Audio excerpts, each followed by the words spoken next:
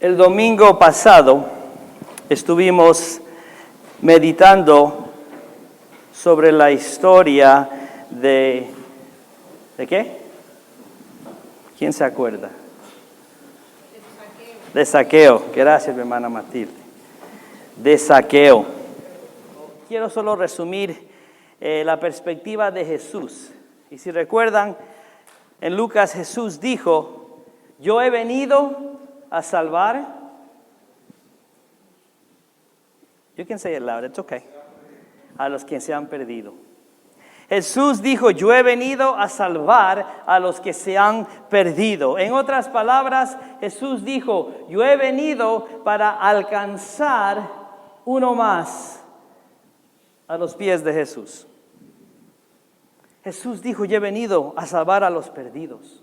Y si recuerdan en el pasaje que vimos cuando Jesús estaba por Jericó, Zaqueo era alguien que era pecador, era alguien que había dedicado su vida al dinero, dedicado su vida a engañar y a aprovecharse de las personas.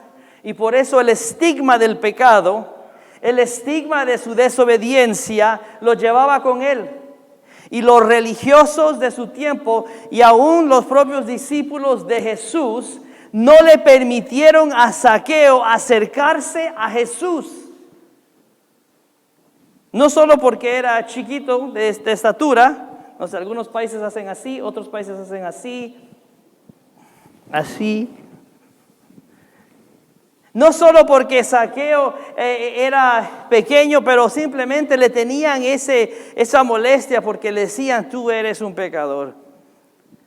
Y los religiosos eran los que le prohibían o no le permitían a Zaqueo acercarse a Jesús. Y era Jesús el que tuvo que dar la atención cuando Zaqueo se montó en ese árbol para decirle, Zaqueo, yo quiero pasar tiempo contigo. Yo quiero pasar tiempo contigo. I want to hang out with you. Yo quiero ser parte de tu vida. Yo quiero ser parte de tu contexto. Yo quiero tener oídos que escuchan tu vida. Yo quiero entender tus dolores. Quiero estar ahí para quizás ser de apoyo en tu sufrimiento. Si tú me estás buscando, yo me quiero estar presente en tu vida. Y mis hermanos, Jesús tuvo que ignorar a la crítica de los religiosos que le llamaban a él, murmuraban y murmurar y criticar. Los religiosos somos muy buenos para murmurar y criticar, con todo respeto a los cristianos. Pero somos muy buenos para murmurar y criticar. Y cuando Jesús dice, ¿no ven que alguien quiere acercarse a mí? Y después de estar con Zaqueo, Jesús recuerda a todos que yo he venido para alcanzar uno más. Aquí en este rótulo también ves amar uno más. Y aquí ves enviar uno más. El domingo pasado quizás dejé un poco de incomodidad sobre algo que mencioné y quiero tocarlo y aclararlo, pero continuar en ese tema. Es si el corazón de Jesús es de alcanzar uno más, ¿por qué es que nuestras iglesias y nuestras instituciones religiosas enfocamos más tiempo en el creyente, en su vida, en su compromiso, en su comportamiento? Y como dije, me crié yo en la iglesia desde que era niño y siempre escuchaba de la exhortación al creyente, al compromiso al creyente, verte presente en la iglesia más tiempo, quiero verte, y todo eso, nada de eso es malo. Pero les di el ejemplo que si tú nunca faltas a un domingo toda tu vida, pero nunca alcanzas una alma para Cristo, Jesús se va a poner triste. I don't care about your perfect attendance. I care about the people that are going to hell. A mí no me importa tu asistencia perfecta un domingo porque hay personas que se están yendo al infierno sin Cristo. ¿Y qué estás haciendo tú? ¿Crees que sentado aquí en las bancas Dios se agrada que dejemos a personas que están en dolor, a los Zaqueos, dejarles a un lado? y no darles esa oportunidad a que tengan salvación. Eso no le agrada a Dios, y Jesús lo dijo, mi corazón es de alcanzar a uno más. Entonces, inmediatamente puede venir una pregunta, ¿verdad? Entonces, ¿nuestras obras no importan, pastor? I can miss church? Woohoo! It's Super Bowl Sunday today. Las iglesias de Miami ahorita están sufriendo con asistencia, ¿verdad? Tenemos iglesias de la Alianza en Miami. Entonces, ¿a qué me estoy refiriendo entonces? ¿Que las obras no importan? It doesn't matter what I do.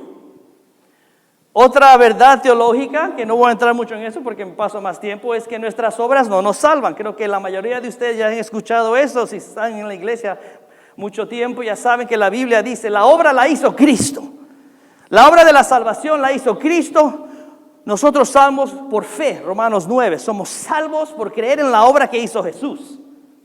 Así que nuestras obras no nos dan salvación, y nuestro buen comportamiento no me da más acceso al cielo. De la misma manera, mi mal comportamiento no me quita la salvación y no me quita el derecho de entrar en el reino de los cielos, porque no fueron mis obras que me dieron salvación, fue la obra de Cristo Jesús. Entonces, ¿qué de mí con mis obras? Entonces no hay que ignorar a los creyentes que ya no quieren venir a la iglesia, no quieren leer, no quieren estudiar, no quieren comprometerse más. ¿Hay que ignorarles? No. Hay que darles con un palo, ¿verdad? Eso es lo incorrecto. Nos da ganas a veces. Yo sé, los fariseos decían, Zaqueo. Las obras, mis hermanos, forman un papel muy importante, y tristemente pasé casi 40 años de mi vida en la iglesia, y yo les confesé delante de ustedes que en mis 40 años de ser religioso contaba con una mano cuántos llevé a los pies de Jesús. Y en los últimos 2 años he podido trabajar con personas para llevar a 9 personas a Jesús. ¿Por qué? Porque tu perspectiva tiene que cambiar. Estamos aquí, no como iglesia, para tener una ceremonia los domingos, bonita. Las ceremonias son bonitas o feas, dependiendo del día, dependiendo de la asistencia, dependiendo del mood, dependiendo de los cantos, dependiendo del clima. Un buen día vienen a la iglesia, en el verano se van a la playa. Las ceremonias no representan la presencia de Dios. La presencia de Dios es representada por lo que tú estás haciendo de lunes a domingo para amar a Dios y alcanzar uno más. Así que ignora las ceremonias, que vayas en cualquier... Hay iglesias que tienen millones de dólares para las ceremonias. Oh my gosh, no voy a mencionar los nombres de las iglesias porque, ya las saben. They got the money.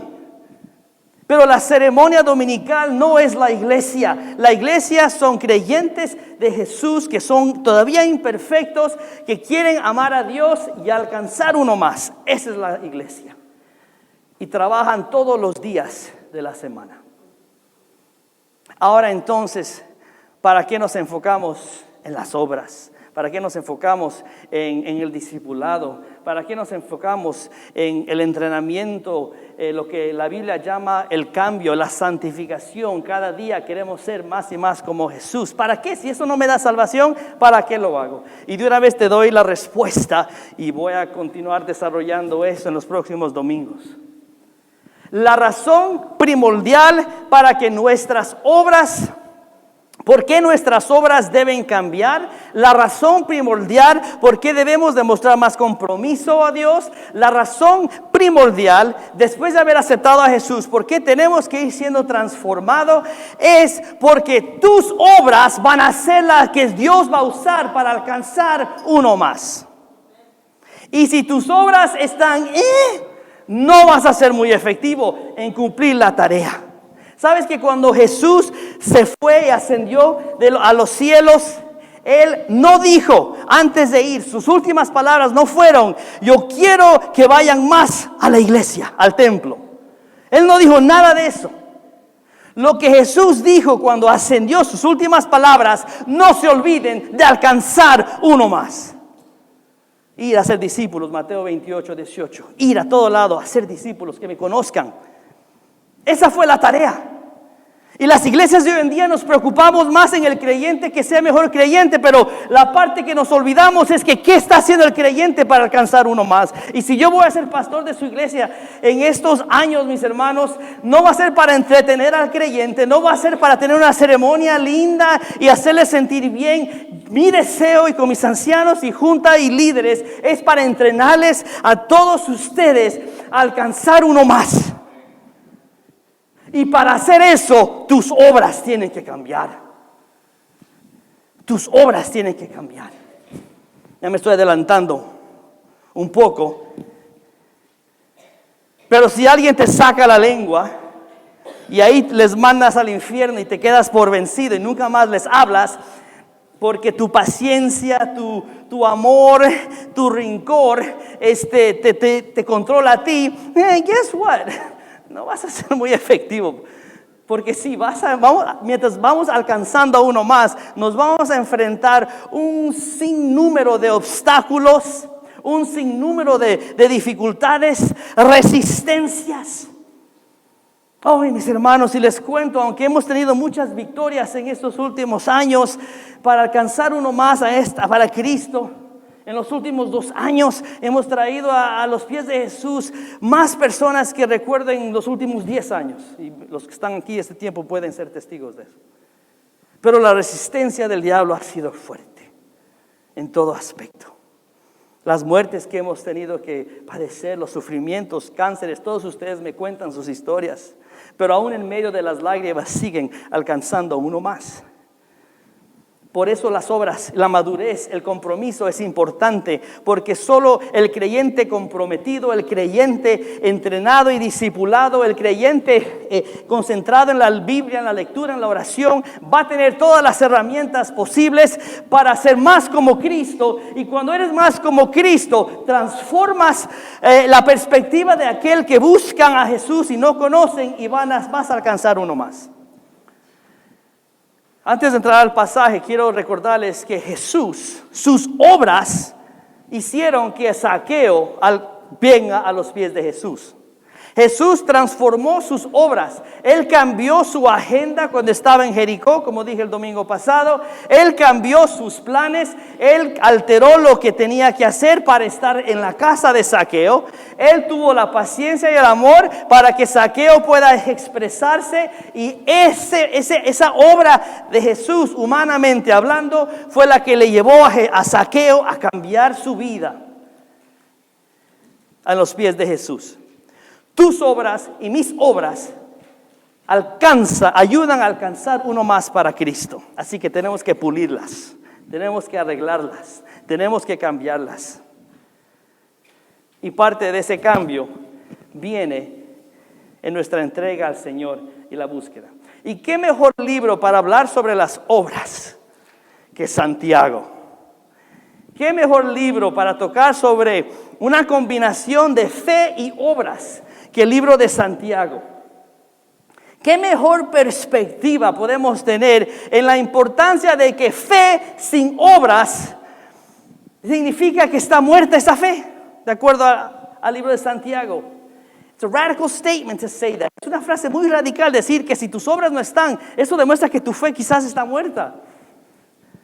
Yo no llegaría a decir eso de nadie. Gracias.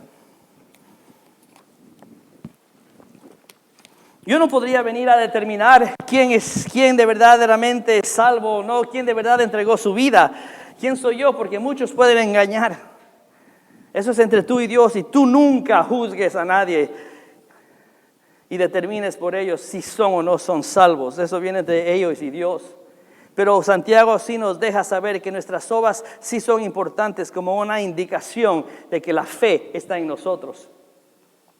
Y vamos a ver las cosas que Santiago nos menciona. No todo hoy, no es suficiente tiempo, pero sí te digo, el libro de Santiago lo puedes leer en 16 minutos, los 5 capítulos. Yo ya lo hice, mi esposa y yo lo hicimos.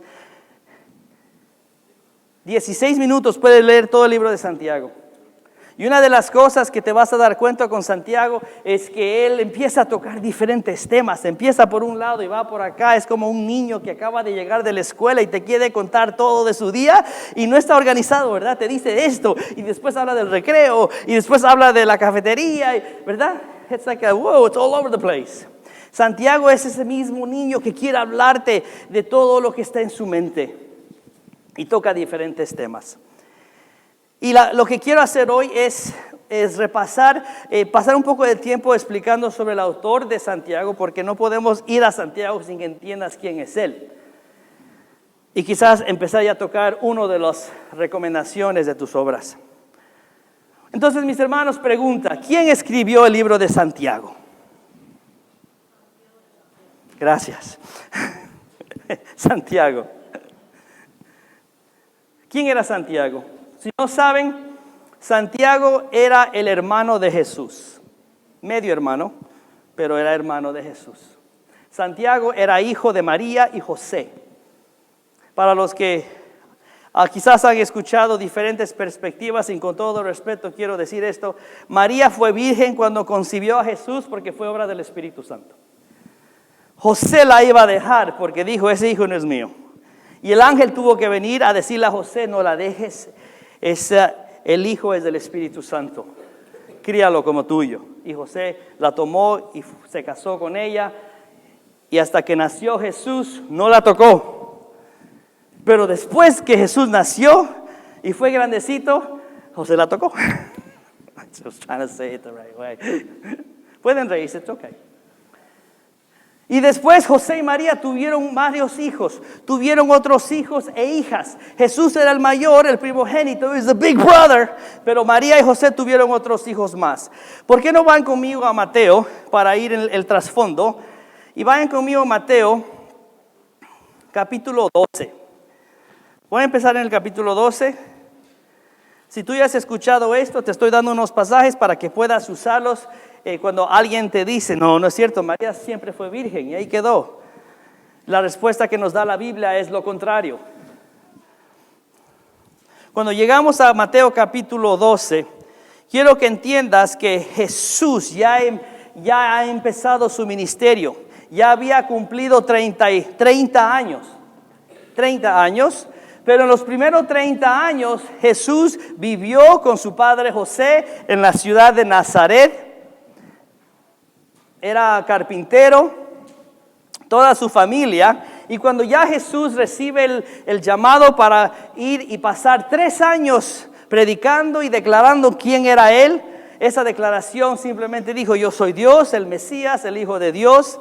Juan el Bautista, que es el primo de Jesús, le dijo, Él es el Cordero que vino a quitar el pecado del mundo. Y Jesús empezó a hablar de parábolas, empezó a hacer milagros y la fama empezó a crecer en toda la región.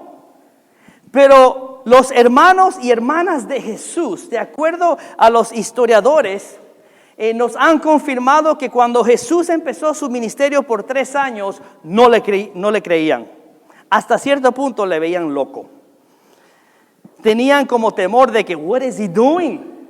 ¿Cuántos de ustedes han escuchado a su hermano o a su hermana decir algo y te ha dado vergüenza, verdad? It's like, yo, sis, shh. ¿Qué estás diciendo? Shh. Me estás haciendo quedar mal. En Mateo capítulo 12, vemos como Jesús todavía está en la región del norte de Nazaret y Galilea, donde fue su área central en el norte. Y dice así, todavía estaba, versículo 46. Mateo 12, 46. Dice, mientras aún hablaba la gente, he aquí su madre y sus hermanos estaban afuera y le querían hablar. Y le dijo uno, he aquí tu madre y tus hermanos están fuera y que te quieren hablar. Respondiendo él a lo que decía esto y dijo, ¿quién es mi madre y quiénes son mis hermanos? Y extendió su mano hacia sus discípulos y dijo, mira, he aquí están mi madre y mis hermanos. Porque todo aquel que hace la voluntad de mi Padre y que está en los cielos, ese es mi hermano y mi hermana y madre. Imagínense ustedes, van a la casa de un pariente y no les abre la puerta. O no te invitan a una cena. te excluyen a ti de una fiesta. ¿Cómo te sientes? De lo más bien, ¿verdad? Oh, yeah, no te importa. No, dices, pero mira quién se cree este. Mira, ¿qué le hice yo? Y ahí empieza, ¿verdad? Y eso dura, la molestia y la incomodidad y todo.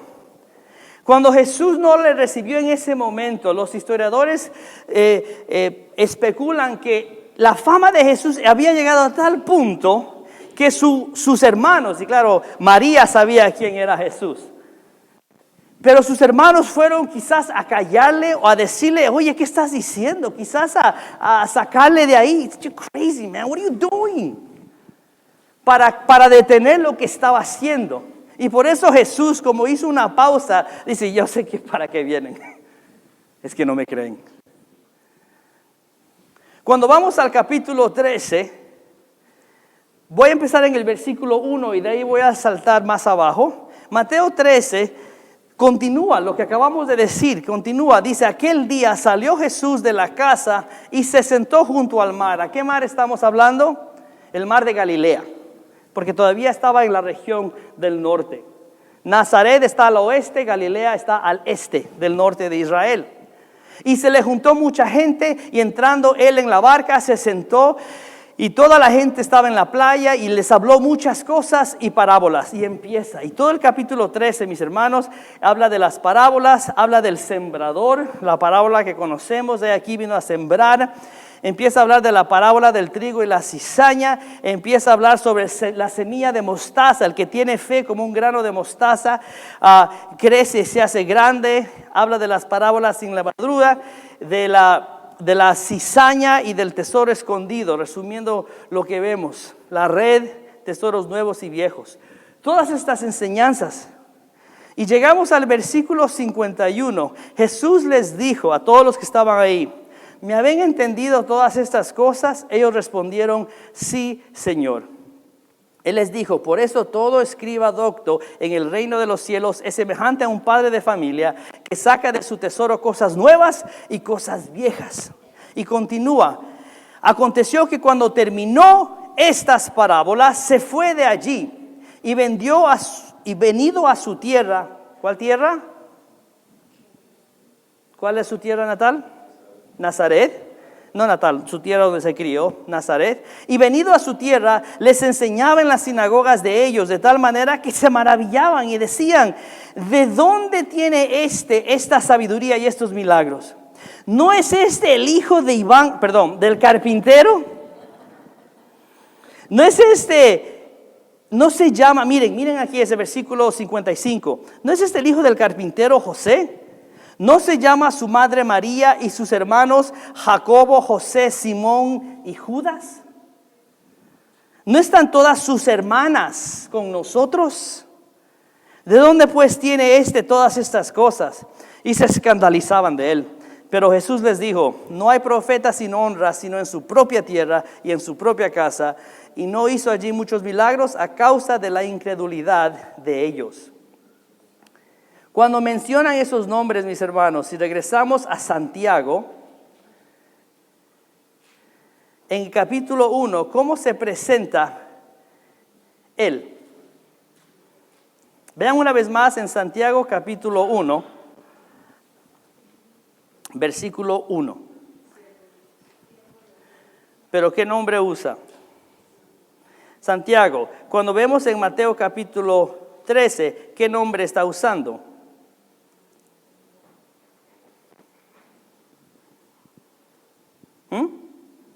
Jacobo, ¿verdad? Una de las cosas que tienes que entender, mi hermano, si tuve que ir al griego, ustedes saben que yo siempre regreso a la versión del griego.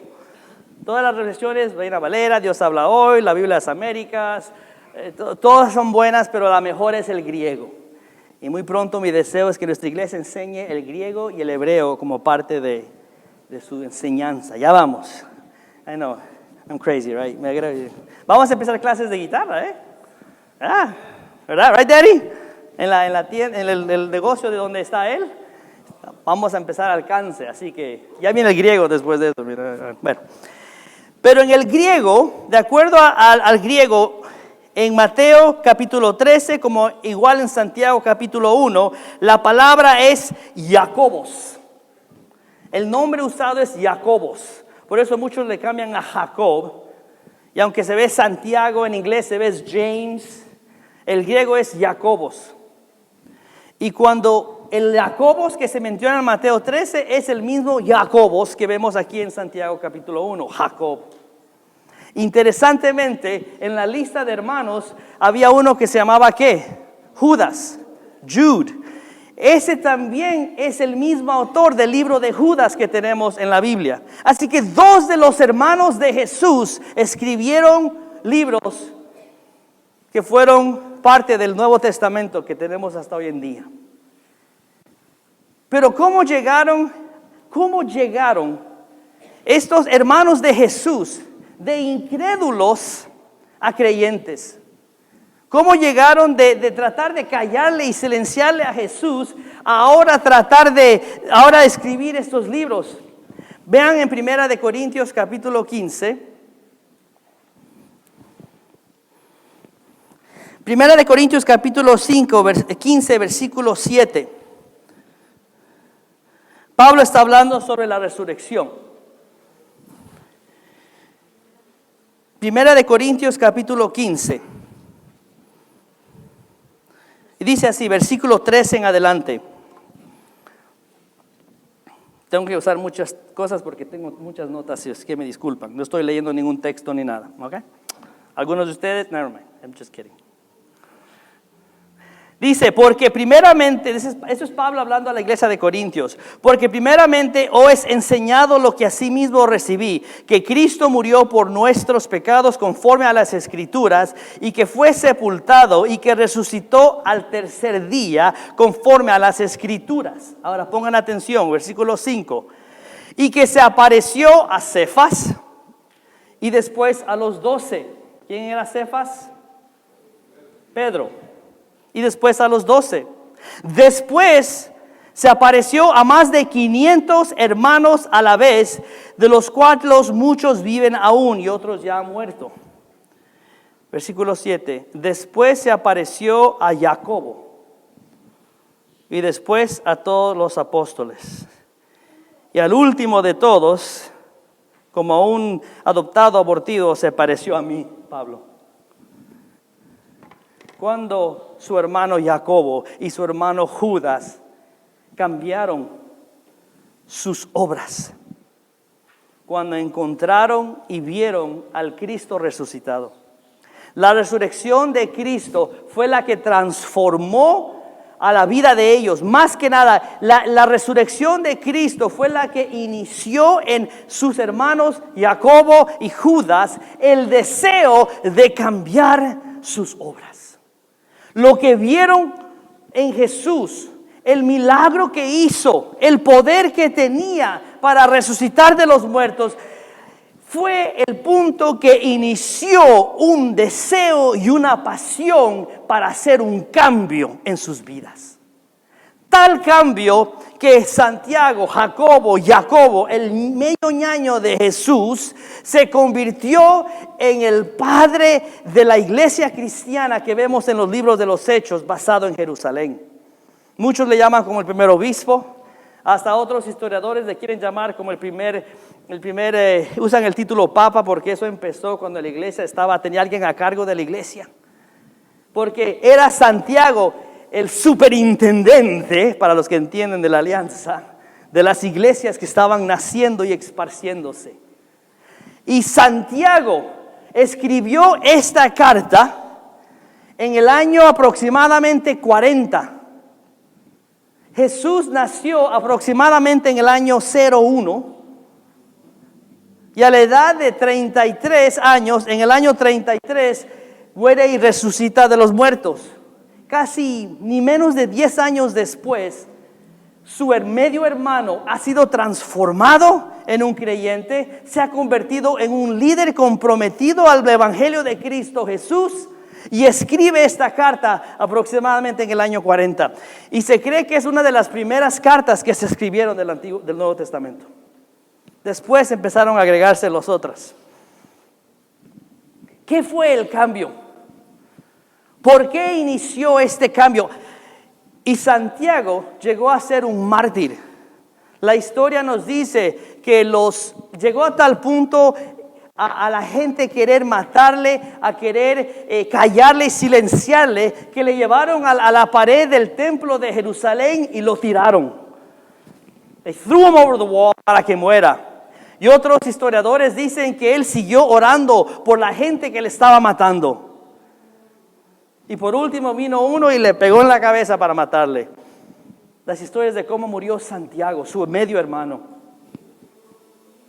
¿Por qué cambió? ¿Por qué fue? Fue de un hermano incrédulo, medio hermano, y ahora en el versículo 1 dice, yo, Santiago, no dice soy hijo de María y José, soy hermano de Jesús, medio hermano. No, Santiago dice, yo no tengo nada que ver aquí, más que ser siervo de Dios y siervo del Dios Jesús, el Mesías, Señor Jesucristo.